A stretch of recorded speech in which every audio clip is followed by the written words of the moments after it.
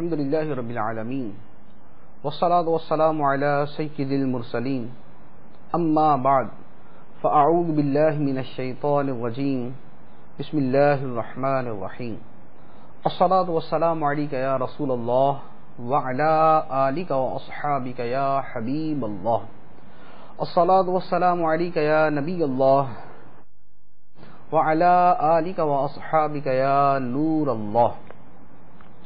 سرکار مدینہ راحت قلب و سینہ صلی اللہ تعالی علیہ وآلہ وسلم کا فرمان عالی شان ہے، بے شک بروز قیامت تم میں سے میرے سب سے زیادہ نزدیک وہ شخص ہوگا جس نے دنیا میں مجھ پر کثرت سے درود پڑھا ہوگا. صلو علی الحبیب صلی اللہ تعالی علی محمد صلی اللہ علیہ وسلم. رمضان مبارک کی دوسرے دن کی تراویح کے حوالے سے قرآن پاک کے مضامین کا خلاصہ عرض کیا جائے گا. دوسرے دن کی تراویح میں جن رکوع کی تلاوت کی جاتی ہے ان کی بالترتیب ان کا خلاصہ عرض کرتا ہوں. پہلے رکوع میں اللہ عز و جل ارشاد فرماتا ہے، بسم اللہ الرحمن الرحیم، لیس البر ان تولوا وجوہکم قبل المشرق والمغرب ولكن البر من آمن بالله واليوم الآخر والملائكة والكتاب والنبيين وآتى المال على حبه ذوي القربى واليتامى والمساكين وابن السبيل والسائلين وفي الرقاب وأقام الصلاة وآتى الزكاة والموفون بعهدهم إذا عاهدوا والصابرين في البأساء والضراء وحين البأس أولئك الذين صدقوا وأولئك هم المتقون. پہلے رکوع کی پہلی آیت نہایت ہی جامع اور نیکیوں کی چند اہم بنیادوں پر مشتمل ہے.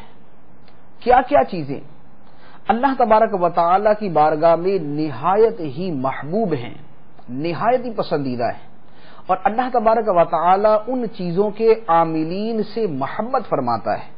اللہ تعالی نے اس آیت مبارکہ میں ان میں سے بہت سی چیزوں کو جمع کر دیا.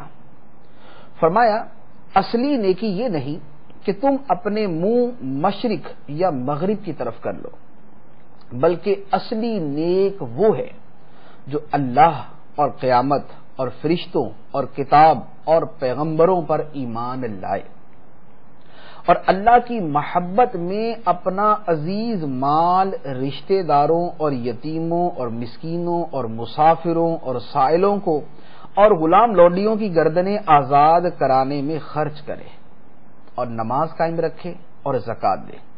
اور وہ لوگ جو وعدہ کر کے اپنا وعدہ پورا کرنے والے ہیں اور مصیبت اور سختی میں اور جہاد کے وقت صبر کرنے والے ہیں، یہی لوگ سچے ہیں اور یہی پرہیزگار ہیں.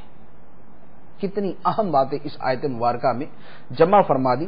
اللہ پر، آخرت پر، فرشتوں پر، کتابوں پر، نبیوں پر ایمان لانا. پھر مالی معاملات کے اندر مالی عبادت کے رشتہ داروں، یتیموں، مسکینوں، مسافروں، مانگنے والوں اور گردنیں آزاد کرانے میں خرچ کرنا، نماز قائم کرنا اور زکوٰۃ دینا، وعدہ پورا کرنا اور ہر حال میں صبر کرنا. تو فرمایا کہ یہ لوگ سچے ہیں اپنے دعوی ایمان میں اور یہی لوگ پرہیزگار ہیں. اس کے بعد اگلی آیت کے اندر اللہ تبارک و تعالی نے قصاص کا حکم بیان فرمایا. ارشاد فرمایا کہ اے ایمان والو، تم پر قصاص فرض کر دیا گیا مقتولوں کے بارے میں، آزاد کے بدلے آزاد، غلام کے بدلے غلام، عورت کے بدلے عورت. تو قصاص کا حکم جو ہے وہ شریعت نے ہمیں عطا فرمایا. تو اس کی مخصوص شرائط ہیں، ان صورتوں میں قصاص جو ہے وہ فرض ہو جاتا ہے، الا یہ کہ مقتول کے ورثہ معاف کر دیں. اس کے بعد ایک نہایت ہی جامع چیز ارشاد فرمایا وَلَكُمْ فِي الْقِصَاصِ حَيَاةٌ يَا أُولِي الْأَلْبَابِ لَعَلَّكُمْ تَتَّقُونَ. اور اے عقل مندو، خون کا بدلہ لینے میں تمہاری زندگی ہے، خون کا بدلہ لینے میں تمہاری زندگی ہے کہ اگر قصاص کے اندر قاتل کو قتل کیا جائے گا تو اور ہزاروں لوگوں کی جانیں بچ جائیں گی. جس قاتل نے قتل کیا یہ تو قصاص میں قتل ہو گیا، اب آئندہ یہ نہیں قتل کر سکے گا، اور اس کا انجام دیکھ کر دوسرے بہت سے لوگ عبرت حاصل کریں گے، تو امن و امان قائم کرنے کا ذریعہ یہ ہے، سبب یہ ہے کہ مجرم کو اس کے انجام تک پہنچایا جائے۔ تو قصاص کے اندر اللہ تعالیٰ نے زندگی رکھی ہے۔ دوسرے رکوع کے اندر اللہ تبارک و تعالی نے نہایت ہی اہم باتوں کو ارشاد فرمایا، روزہ رمضان کی فرضیت، رمضان المبارک کی اہمیت، اور اس کے بعد دعا کی تاکید فرمائی۔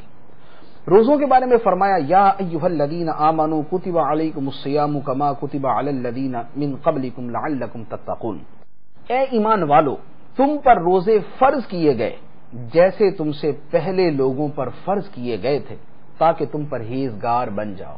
بتا دیا کہ روزہ قدیم عبادت ہے، پچھلی امتوں پر بھی فرض ہوئے اور اس امت کے اوپر بھی فرض ہیں، اس کا طریقہ کار کچھ مختلف تھا، لیکن مجموعی طور پر روزہ ساری امتوں پر فرض ہوتا آیا۔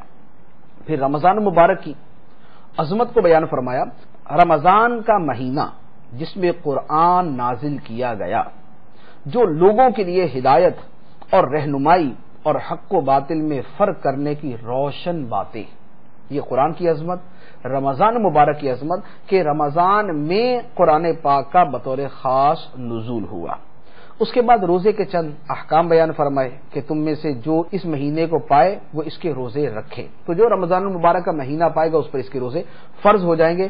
ہاں جو مریض ہے یا سفر میں ہے تو اللہ تبارک و تعالی نے اسے آسانی عطا فرمائی ہے کہ وہ حالت مرض میں اور حالت سفر میں روزہ نہ رکھے بلکہ بعد میں رکھے۔ مرض سے مراد وہ مرض کہ جس کے اندر روزہ رکھنا نہایت دشوار ہو جائے، روزہ رکھنا بہت مشکل ہو، اس میں اجازت ہے۔ مطلقاً یہ نہیں کہ تھوڑا سا سر درد ہے تو اس کی وجہ سے روزہ نہ رکھے، اس کی اجازت نہیں۔ البتہ سفر کے اندر مطلقاً روزہ چھوڑنے کی اجازت ہے کہ بعد میں وہ رکھ سکتا ہے۔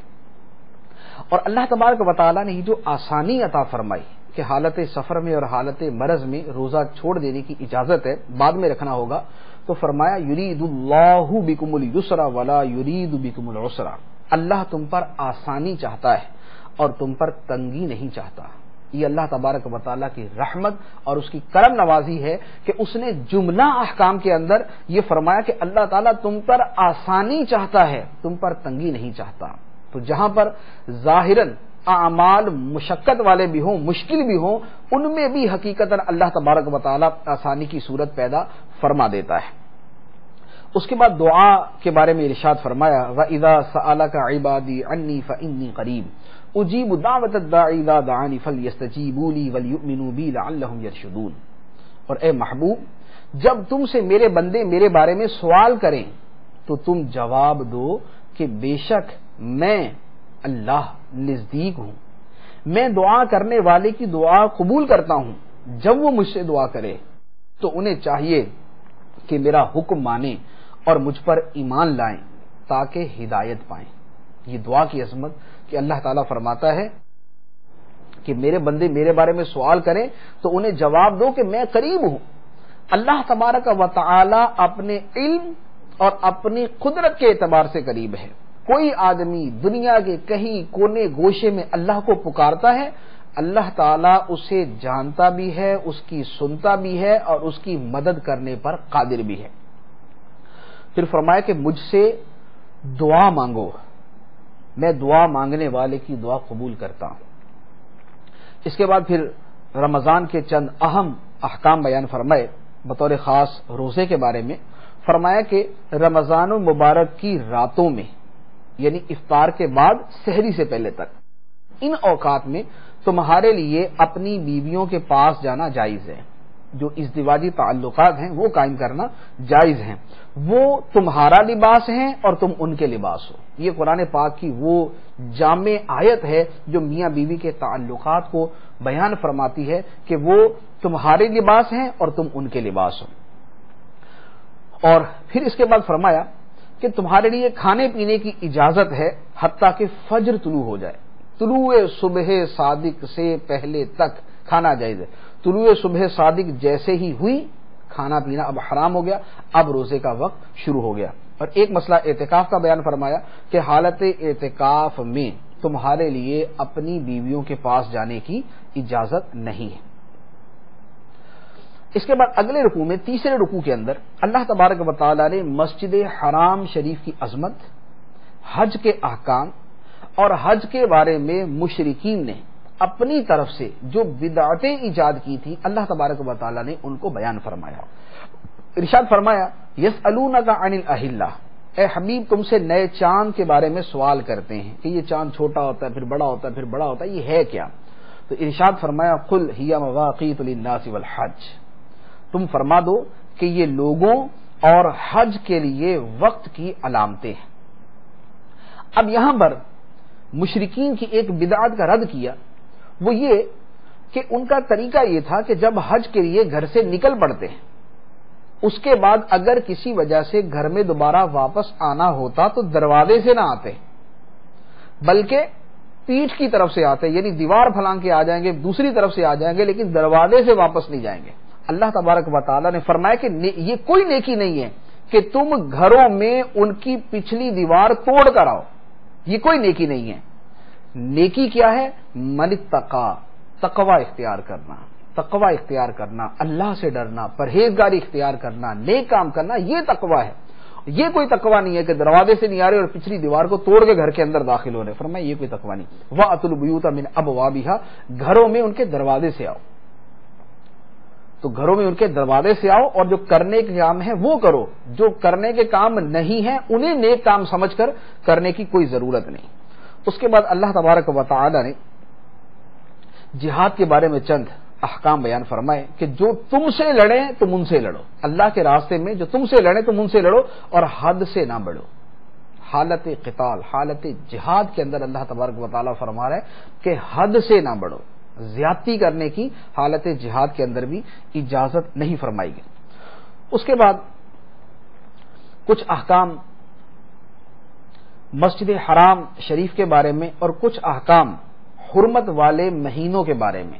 4 مہینے زمانہ اسلام میں شروع میں اس طرح حرمت والے تھے کہ ان میں لڑائی کرنا حرام تھا، بعد میں اس کی اجازت دے دی گئی، لیکن بنیادی طور پر یہ 4 مہینے جو حرمت والے تھے یہ شروع سے چلتے آ رہے تھے۔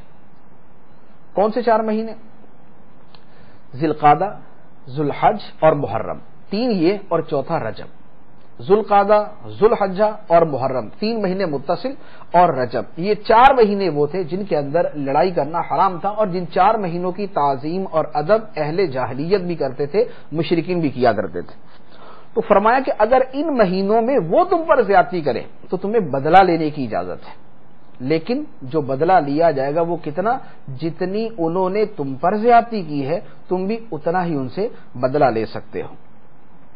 اس کے بعد راہ خدا میں خرچ کرنے کا فرمایا اور اس کے بعد حج کے احکام بیان فرمائے کہ حج اور عمرہ پورا کرو، وَأَتِمُّ الْحَجَّ وَالْعُمْرَةَ لِلَّهِ، حج اور عمرہ پورا کرو۔ پھر اس کے کچھ جزئیات ہیں کہ کن صورتوں کے اندر جو ہے فدیہ دینا پڑے گا، کن صورتوں میں کفارہ ادا کرنا پڑے گا، یہ احکام بیان فرمائے۔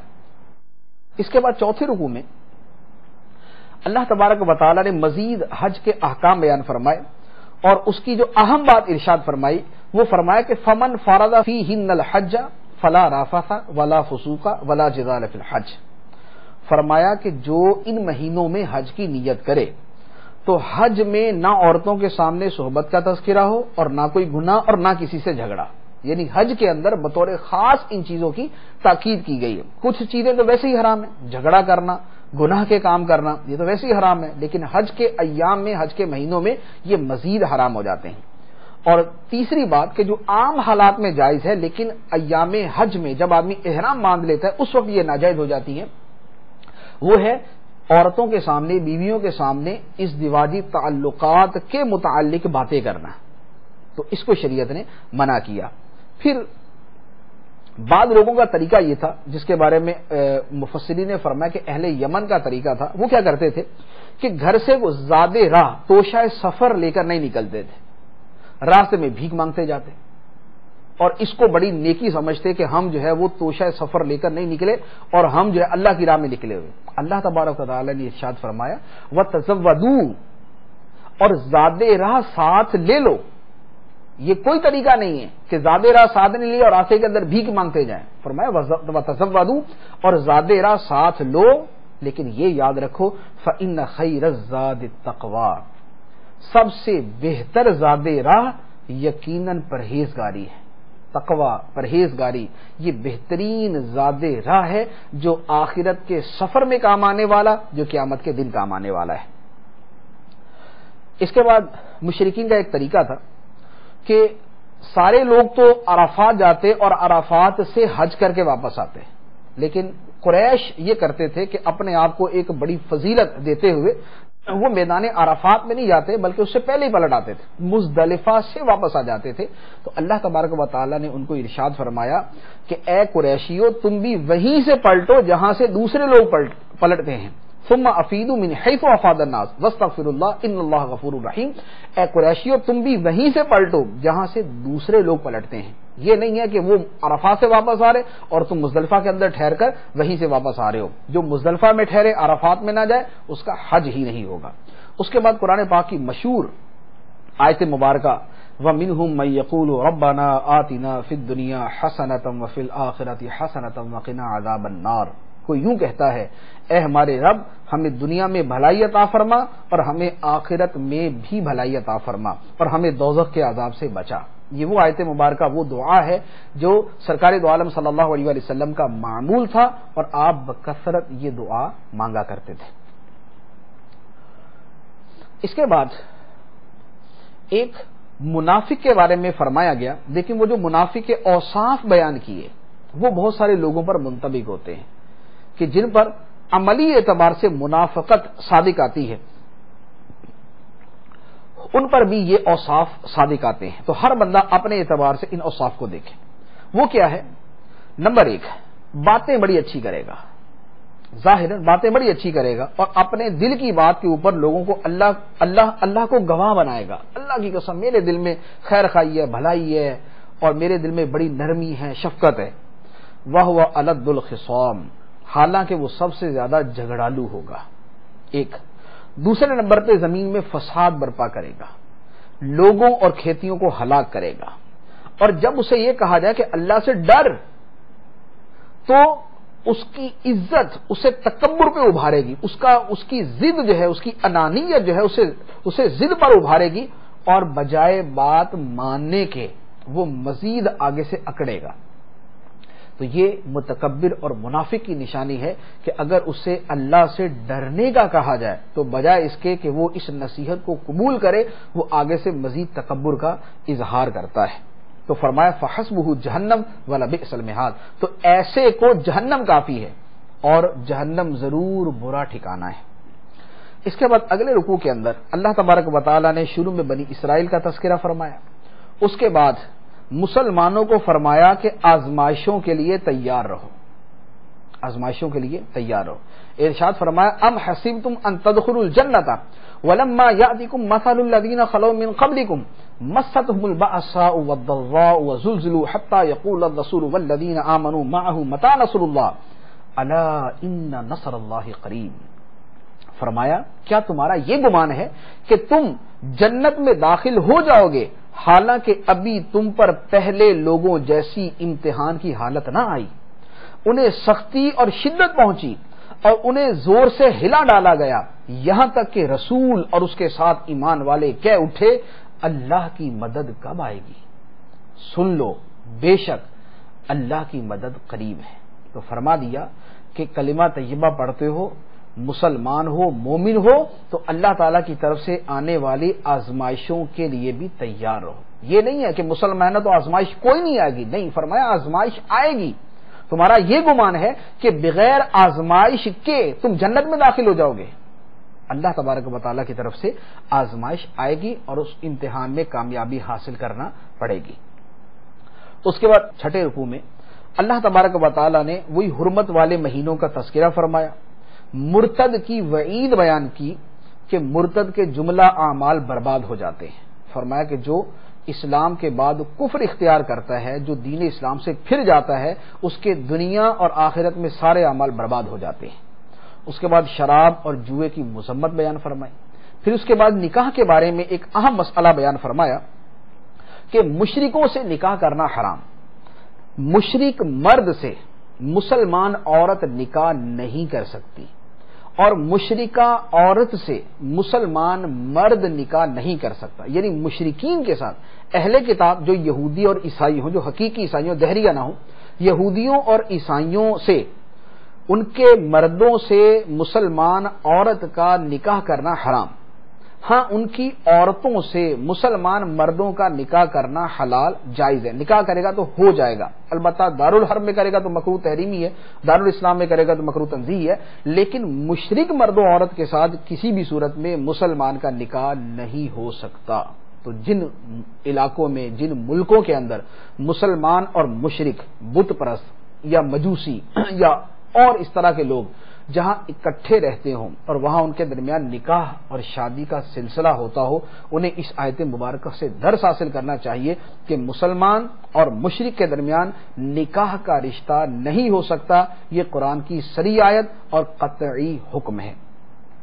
اس کے بعد 7واں رکوع شروع ہوتا ہے۔ 7ویں رکوع کے شروع کے اندر اللہ تعالیٰ نے حیض کے مسائل بیان فرمائے، عورت کو جو ماہواری آتی ہے اس کے مسائل بیان فرمائے کہ ان ایام میں عورتوں سے صحبت کرنا حرام، بلکہ اس سے دور رہنا ضروری ہے جب تک وہ پاک نہ ہو جائیں۔ جب وہ پاک ہو جائیں، غسل کر لیں، تو اس کے بعد ان کے قریب جا سکتے ہیں۔ اس کے بعد عدت کا ایک مسئلہ بیان فرمایا کہ مطلقہ عورتیں 3 حیض تک عدت گزاریں گی، 3 مرتبہ ایام ماہواری شروع ہو کر ختم ہو جائیں، یہ ان کی عدت ہے۔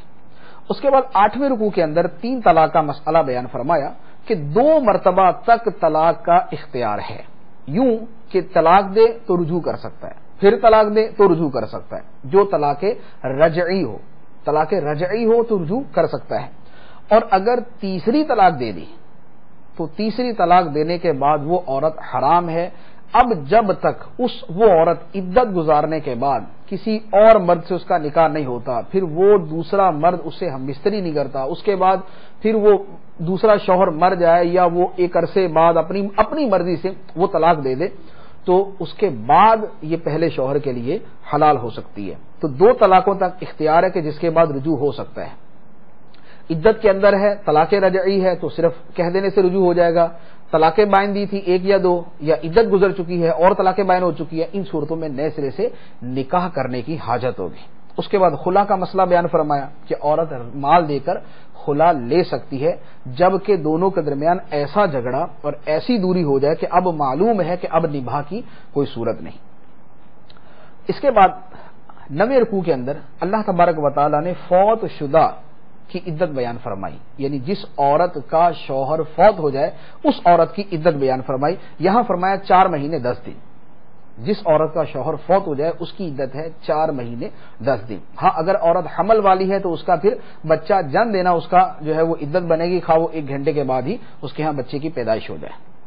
اس کے بعد عورت جب عدت گزار لے، اب اس کے بعد اسے نکاح کی اجازت ہے، اس کا بیان فرمایا۔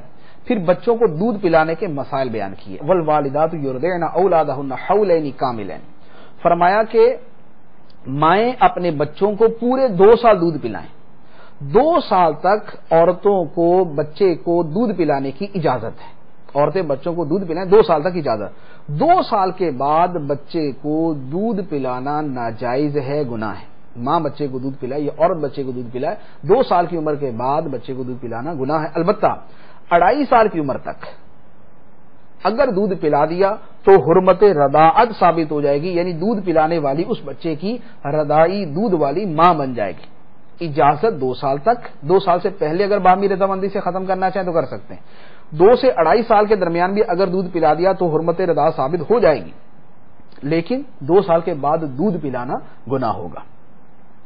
اس کے بعد اللہ تبارک و تعالی نے پھر عدت کے مسائل بیان فرمائے۔ دوران عدت عورت کو نکاح کا پیغام دینا، اس سے نکاح کرنا، اس سے صراحتاً نکاح کی بات کرنا، اس کے مسائل بیان فرمائے۔ 10ویں رکوع کے اندر 3 طرح کے مسائل بطور خاص بیان کیے گئے۔ نمبر 1 طلاق کا مسئلہ، نمبر 2 مہر کا مسئلہ، اور نمبر 3 دوران عدت شوہر بیوی کو خرچہ دے گا، نفقہ دے گا، اس کا بیان فرمایا۔ اور ان تینوں احکام کے درمیان جو بطور خاص بات ارشاد فرمائی وہ فرمایا حافظوا علی الصلوات والصلاۃ الوسطی وقوموا للہ قانتین، تمام نمازوں کی پابندی کرو اور خصوصاً درمیانی نماز کی۔ نماز عصر کی، اور اللہ کے حضور ادب سے کھڑے ہوا کرو. یعنی طلاق اور دیگر مسائل جن کا تعلق صراحتاً معاملات کے ساتھ ہے اور بظاہر دنیا کے ساتھ ہے، ان تمام چیزوں کے اندر بھی نماز بھولنے والی شے نہیں ہے. نماز کی محافظت، نماز ادا کرنا، نماز کی پابندی کرنا ہر حال میں لازم ہے. اس کے بعد 11ویں رکوع کے اندر بنی اسرائیل کے واقعات شروع ہوتے ہیں. بنی اسرائیل کا ایک واقعہ تو بیان فرمایا کہ وہ لوگ موت کے ڈر سے اپنے گھروں سے نکلے، ہزاروں کی تعداد میں تھے. فقال لهم الله موتوا، اللہ نے ان سے فرمایا مر جاؤ. جو موت کے ڈر سے اپنے گھروں سے نکلے، اللہ نے ان سے فرمایا مر جاؤ، سارے مر گئے. ثم احیاهم، پھر اللہ نے ان کو زندہ کیا. یہ اللہ تعالیٰ کی قدرت کا بیان بھی ہے، اور جس نبی کی درخواست پر ان سب کو زندہ کیا گیا اس نبی کی مقبولیت کا بھی اس میں بیان ہے کہ نبی کی دعا سے اللہ تبارک و تعالیٰ نے ہزاروں مردوں کو زندہ کیا. اس کے بعد اللہ تبارک و تعالیٰ نے ایک طویل واقعہ بیان فرمایا جو طالوت اور جالوت کے بارے میں ہے. طالوت مسلمان بادشاہ، جالوت کافر بادشاہ. طالوت کے لشکر میں حضرت داؤد علیہ الصلوۃ والسلام تھے، اور یہ مقابلہ ہوا. طالوت کے لشکر کے بعد افراد نے صبر کیا، بہت ساروں نے بے صبری کا مظاہرہ کیا، تو اللہ تعالیٰ نے بے صبروں کو بزدل بنا دیا اور صبر کرنے والوں کو طاقت، قوت اور فتح عطا فرمائی. اور نتیجہ یہ ہوا کہ اللہ تعالیٰ نے اہل ایمان کو فتح و نصرت اور غلبہ عطا فرمایا. یہاں پر درمیان میں دو باتیں ارشاد فرمائیں. ایک تو یہ ہے کہ طالوت کو جب بادشاہ بنایا گیا تو پوری قوم کے ساتھ اس نبی علیہ الصلوۃ والسلام کا مکالمہ ہوا. اس مکالمے کے اندر طالوت کے بادشاہ ہونے کی جو دلیل بیان کی گئی وہ یہ بیان کی گئی کہ نبی نے فرمایا ان آیت ملکہ ان یأتیکم التابوت فیہ سکینۃ من ربکم وبقیۃ مما ترک آل موسیٰ وآل ہارون تحملہ الملائکہ ان فی ذلک لآیۃ لکم ان کنتم مؤمنین. فرمایا کہ طالوت کی بادشاہی کی نشانی یہ ہے کہ تمہارے پاس وہ تابوت آ جائے گا جس میں تمہارے رب کی طرف سے دلوں کا چین ہے، اور معزز موسیٰ اور معزز ہارون کی چھوڑی ہوئی کچھ بچی ہوئی چیزیں. حضرت موسیٰ اور حضرت ہارون علیہ السلام کے تبرکات اس تابوت میں تھے، کچھ اور مقدس چیزیں اس تابوت میں تھی، تو وہ تابوت دلوں کا چین تھا. تو اس سے پتہ چلا کہ انبیاء کرام علیہ الصلوۃ والسلام اور صالحین کے تبرکات، ان کی استعمال شدہ چیزیں برکت والی ہوتی ہیں، ان سے برکت ملتی ہے، اللہ تعالیٰ کی مدد ملتی ہے. اس کے بعد طالوت کے لشکر میں کچھ لوگوں نے بڑا پیارا جملہ ارشاد فرمایا تھا، اللہ تبارک و تعالی نے اسے بیان فرمایا. قال الذين يظنون انهم ملاقو اللہ، ان لوگوں نے کہا جنہیں یقین ہے کہ انہیں اللہ سے ملنا ہے، انہوں نے کہا کم من فئۃ قلیلۃ غلبت فئۃ کثیرۃ باذن اللہ واللہ مع الصابرین. فرمایا کہ کتنی مرتبہ چھوٹے گروہ بڑے گروہ پر اللہ کے حکم سے غالب آ گئے. چھوٹا گروہ بڑے گروہ پہ اللہ کے حکم سے غالب آ گیا، اور اللہ صبر کرنے والوں کے ساتھ ہے. جو صبر کرنے والے، جو ایمان میں کامل ہے، جو ایمان میں پختہ ہے، اللہ تبارک و تعالیٰ ان کی مدد فرماتا ہے. 12ویں رکوع کے اندر بھی یہی سلسلہ سارا بیان کیا گیا، طالوت اور جالوت کی لڑائی اور اہل ایمان کی فتح کے بارے میں. پھر اسی کے اندر جہاں سے تیسرا پارہ شروع ہوتا ہے وہاں اللہ تعالیٰ نے اپنے رسولوں کا بیان فرمایا کہ یہ رسول ہیں، ان میں بعض کو بعض پر ہم نے فضیلت عطا فرمائی. کسی کو یہ مرتبہ دیا کہ اللہ نے اس سے کلام کیا، اور کسی کو یہ مرتبہ دیا کہ اسے روشن نشانیاں دی، روح القدس کے ذریعے اس کی مدد کی، یعنی حضرت عیسیٰ علیہ السلام. اور فرمایا کہ کسی کو سب پر درج و بلندی عطا فرمائی، جسے سب پر بلندی عطا فرمائی وہ ہمارے آقا و مولا صلی اللہ تعالی علیہ وآلہ وسلم کی ذات مبارکہ ہے. 13ویں رکوع میں مشہور آیت مبارکہ، قرآن پاک کی سب سے مشہور آیت آیت الکرسی کا بیان ہے. آیت الکرسی میں اللہ تعالیٰ نے اپنی عظمت، اپنی شان کا بیان فرمایا، اور اس میں شفاعت کا بیان بھی فرمایا کہ اللہ کی بارگاہ میں اس کی اجازت کے بغیر کوئی شفاعت نہیں کر سکتا. جو شفاعت کرے گا وہ اللہ کی اجازت اور اللہ کے اذن سے کرے گا. تو اللہ کی اجازت کسے ہوگی؟ سب سے بڑی اور سب سے بڑھ کر اجازت ہمارے آقا صلی اللہ علیہ وسلم کو ہوگی، اور سرکار دو عالم صلی اللہ علیہ وسلم کے بعد جملہ انبیاء، اولیاء، صحابہ کرام اور دیگر بزرگان دین، حتیٰ کہ حفاظ کرام، علماء کرام، شہداء کرام، حجاج کرام، ان سب کو شفاعت کی اجازت ہوگی. 14ویں رکوع میں 3 اہم واقعات بیان کیے۔ حضرت ابراہیم علیہ السلام کا نمرود سے مناظرہ، عزیر علیہ السلام کا 100 سال تک فوت رہنے کے بعد دوبارہ زندہ ہونا، اور ابراہیم علیہ السلام کے سامنے آپ نے چند پرندوں کو ذبح کیا، ان کا گوشت مکس کیا، مختلف پہاڑوں پہ رکھا، جب آواز دی تو پرندے اڑے اور سارے کے سارے اپنے اپنے اعضاء سے جڑ کر دوبارہ نئے سرے سے پرندے بن گئے۔ تو یہ 3 واقعات جو ہے 14ویں رکوع میں بیان کیے گئے۔ 15ویں رکوع میں راہ خدا میں خرچ کرنے کی فضیلت بیان فرمائی کہ جو راہ خدا میں خرچ کرتا ہے وہ ایسا ہے جیسے ایک بیج زمین میں بوتا ہے، 7 اس سے بالیاں نکلتی ہیں، ہر بالی کے اوپر 100 دانہ ہے۔ تو گویا راہ خدا میں 1 روپیہ خرچ کرنے والے کو اللہ تبارک و تعالی 700 گنا عطا فرماتا ہے۔ اس کے بعد فرمایا کہ صدقہ دو، اللہ کی راہ میں خرچ کرو تو جس پر خرچ کرو اس پر احسان نہ جتلاؤ، اسے تکلیف نہ دو۔ اگر اس پر احسان جتلاؤ گے، اسے تکلیف دو گے تو تمہارے صدقے کا ثواب باطل ہو جائے گا۔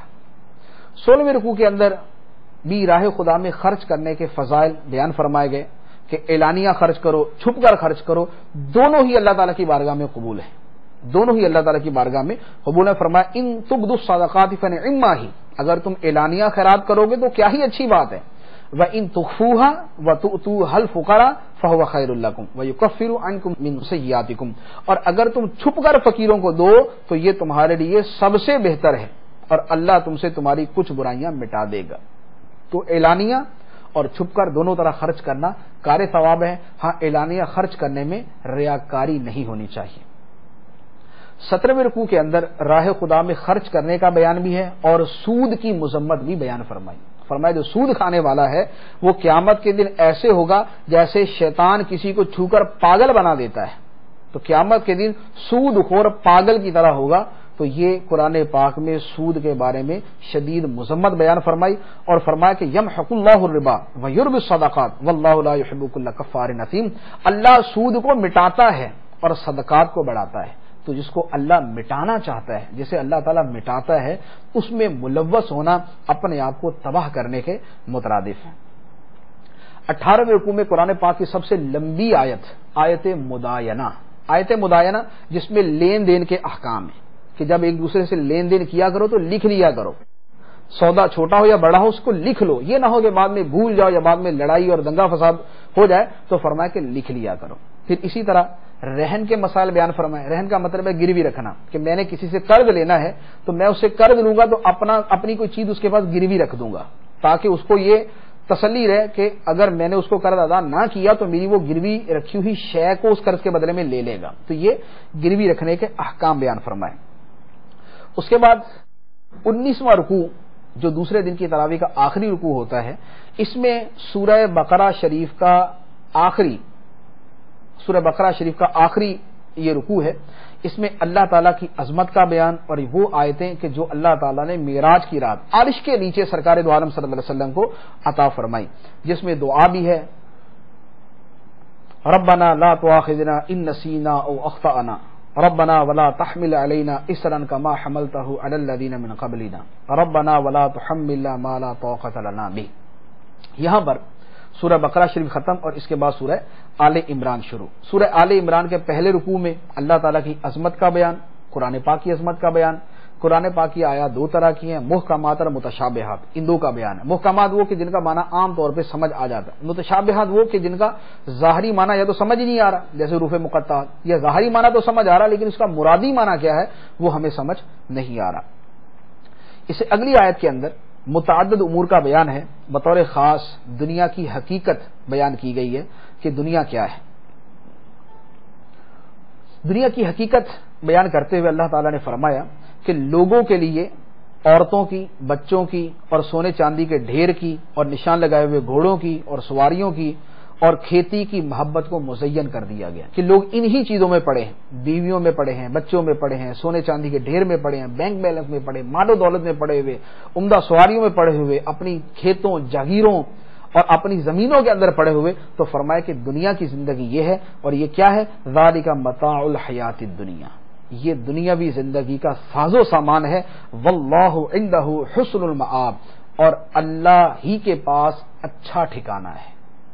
اللہ تبارک و تعالی ہمیں اپنے دین سے محبت عطا فرمائے، ہمیں آخرت کی رغبت عطا فرمائے، دنیا میں کسی کا محتاج نہ رکھے اور دنیا کی محبت سے ہمیں دوری عطا فرمائے۔ آمین بجاہ النبی الامین صلی اللہ تعالی علیہ وسلم۔